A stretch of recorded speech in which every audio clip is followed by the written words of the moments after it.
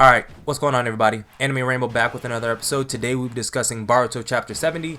What is going on? Well, if you remember from the last chapter, everything had just been revealed with Code. He managed to work his way inside of the Leaf Village. Back in the forest, he had slapped a claw mark on Shikamaru's collar. He waited and bided his time, and he popped up at the most opportune moment. He brought Eida there, and in this moment, you have this interaction between Eida and Shikamaru that I really do love, because you have two big brains going against each other. There's not punching, there's not kicking, there is no direct combat going on. It's just a battle of brains. They're playing 4D chess in this chapter, and I absolutely love it.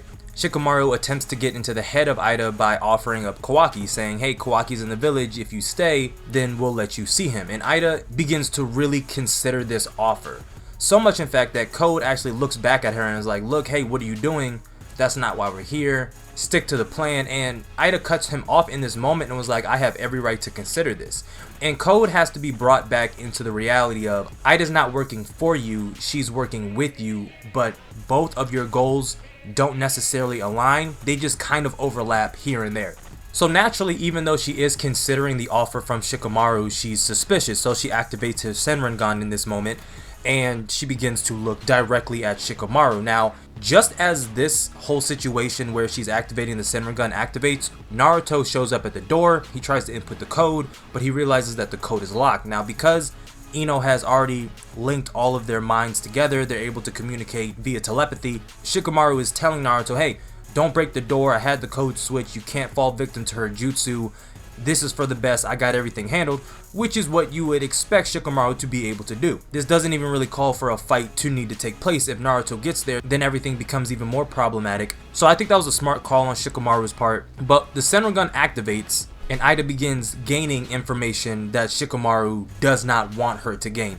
And I'm trying to think if he had known beforehand what Eida's dojutsu ability was, how would he have handled this situation prior, right? Because he had no knowledge. And Amado does come out in this chapter and say, hey, that's the Senringan, it's her ability, it lets her know about present and past events.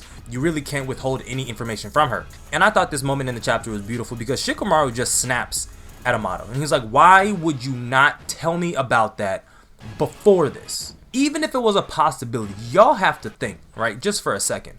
They have been trying to figure out how Code has known about certain events that they have been planning for some time now.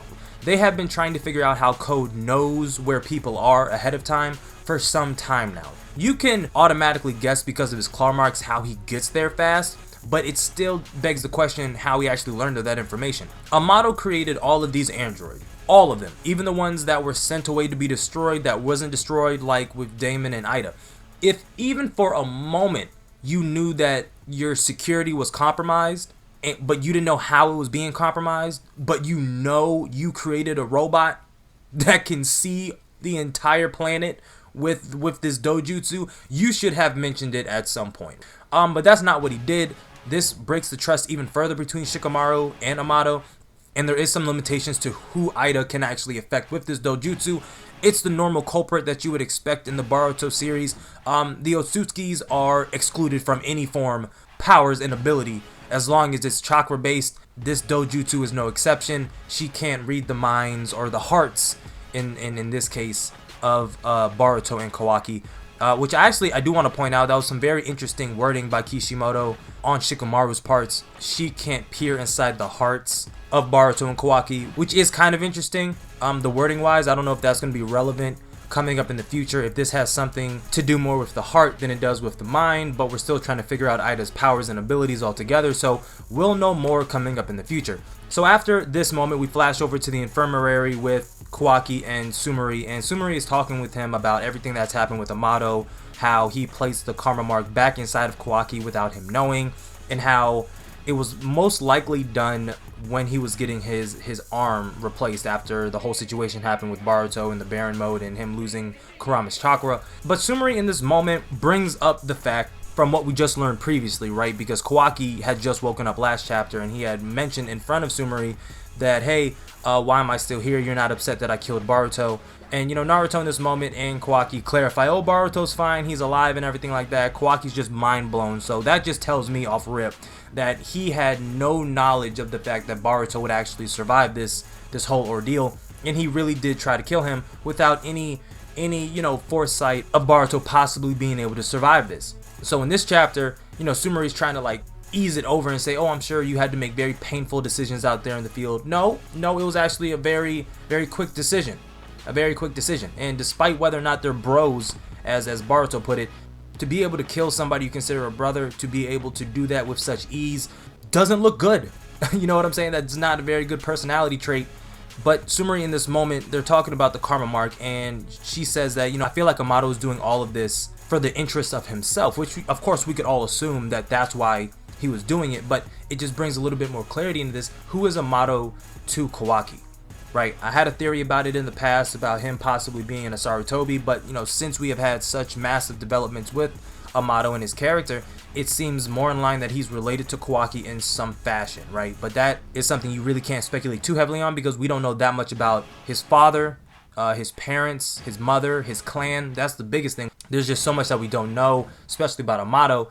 You would think that he had some sort of knowledge of this, that Kawaki would need it, but he wouldn't take it and something drastic would have happened. So it's interesting to see how Kawaki is going to use this power moving forward. He mentioned that it was the first time that he ever actually was grateful to have it when he wanted to save the 7th Hokage.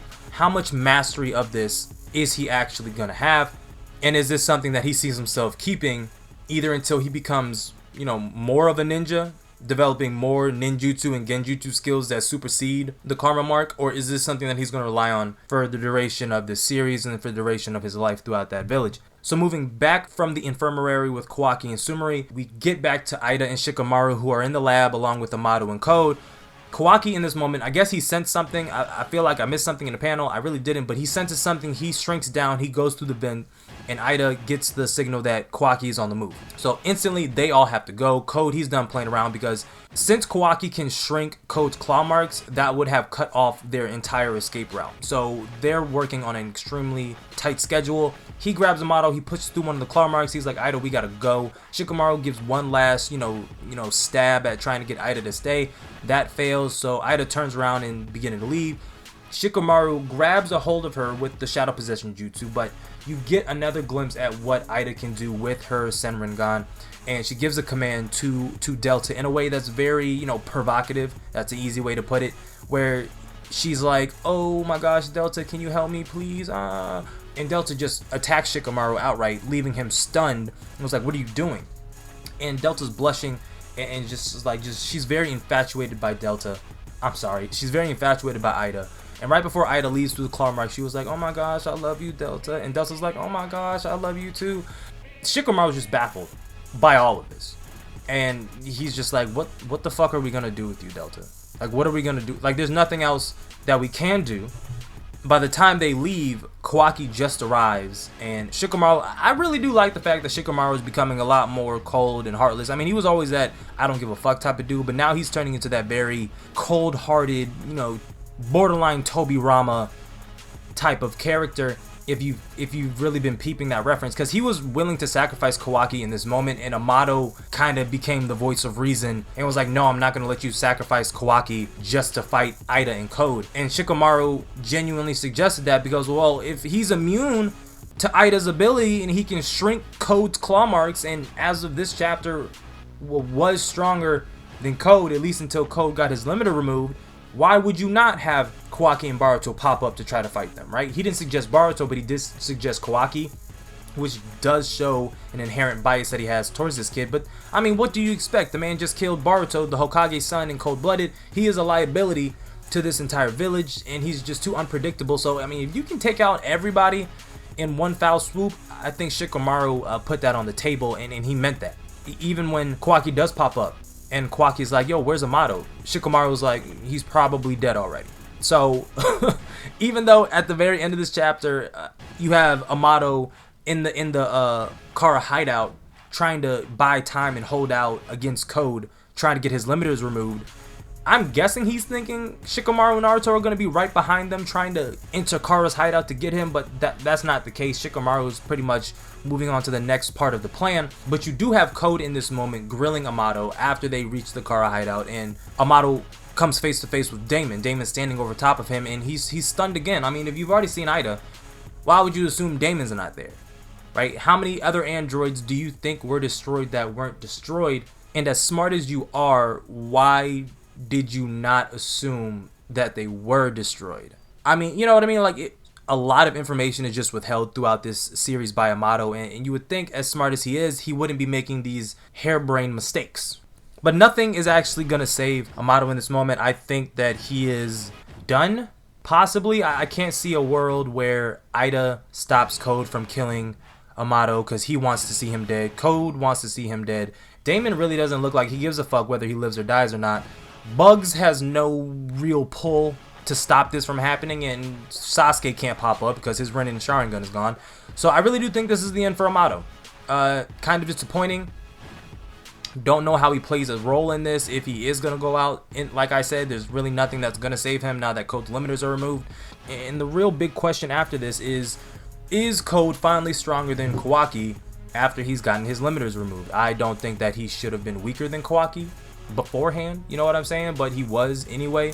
Since this is really just coming down to just a string of just power-ups, I'm just going to go on a limb and say that he's stronger than Kawaki right now, but I'm not going to go on a limb and say that he's stronger than Kawaki and Boruto in a tag team. You see what I'm saying? Because Kawaki, at the end of the day, can still shrink one of Code's main fighting tools, which is the claw marks. That's pretty much how Code does 90% of all of his battles. His claw marks are a massive part of how he fights, so as long as Kawaki can still shrink those, there's no world where I see a Kawaki being stronger than a released Code. So he's going to have to deal with that. Assuming that, you know, since his limiter's been removed, his claw marks can't be shrunk. I mean, that'd be pretty silly, but I suppose it's possible. But I think it's about that time that we start to make moves into a time skip for Boruto. It just seems like it's gearing up for that. I think it's going to end on a climactic death, probably Amado's death. He's going to die, somebody's going to be destroyed, and then you're going to go into a time skip, much like with the anime. We're finishing up the new Team 7 arc. I think it just finished up, or it's coming into that final chapter, and that might strike a time skip for the anime as well.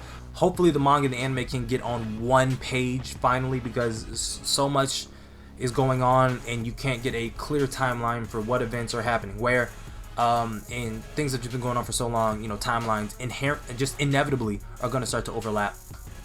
But I think I've rambled on long enough. If you made it to the end, thank you. If you are new, go plus ultra and smash that subscribe button. Let me know you rock with the content that I put out on the channel. Like the video if you like the video, dislike the video if you dislike the video. Comment on the video your thoughts about what you think is going on, how you think Code's limiter release is going to affect the overall power scaling of this world. You also got to think, if he is stronger than Kawaki, is he stronger than everybody else in the village as well? Because, I mean, since Kawaki got the powers of Ishiki, is someone else really stronger than him? I mean, realistically, maybe in terms of battle experience, yes, but power-wise, I mean, who's to really say, right? We have to get an actual gauge for just how strong Naruto's Sage Mode is now. Yes, it's stronger than during any point in period through Naruto and Naruto Shippuden, but how much stronger is going to be the question. Are we talking first Hokage versus Madara in the Valley of the End type strong? Or, you know what I'm saying, like, you know, how much more strength does he have with this Sage Mode? Does he still have the Sage of 6 Powers mode? That's another question that has to be answered. It's Kishimoto, it's Naruto Shippuden 2.0 with all the questions that we have, but I will keep the content coming frequently as frequently humanly possible. I'm out.